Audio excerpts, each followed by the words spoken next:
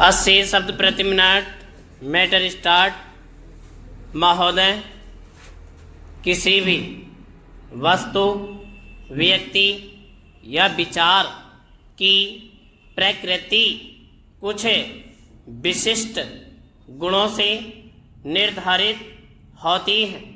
धर्म के मार्ग पर चलने वाले व्यक्ति की पहचान भी उसके गुणों से होती है।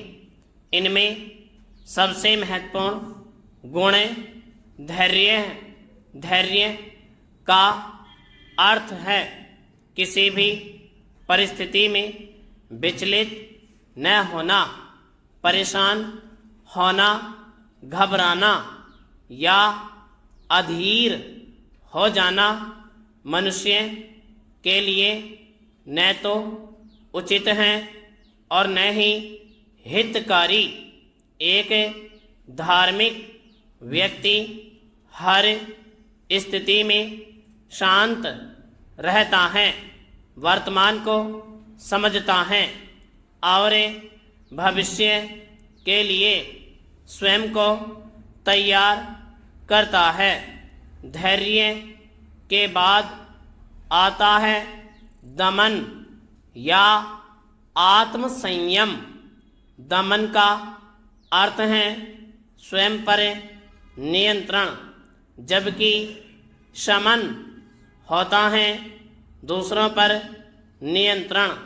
जो व्यक्ति समाज में फैले अन्याय, अराजकता और असामाजिक गतिविधियों के विरुद्ध संघर्ष करता है, वह शमन करने वाला कहलाता है। जबकि जो व्यक्ति अपनी इच्छाओं, वासनाओं, क्रोध और लोभ को नियंत्रित करता है, वही दमन करने वाला है। एक धार्मिक व्यक्ति में दमन का गुण अवश्य होना चाहिए, क्योंकि बिना आत्मसंयम के धर्म की कल्पना अधूरी है। अस्तिय हमारी आचार संहिता का एक महत्वपूर्ण अत्यंत सिद्धांत है। अस्तिय का अर्थ है चोरी न करना, दूसरों के वस्तु, धन का या अधिकार छीन लेना बाहरी चोरी है, जबकि आंतरिक चोरी मन में होती है, जैसे ईर्ष्या, अनुचित लाभ की इच्छा या किसी का हक छीनने की मानसिक प्रवृत्ति। विचार, वाणी और कर्म तीनों स्तरों पर चोरी से बचें। यही भाव शौच का भी है।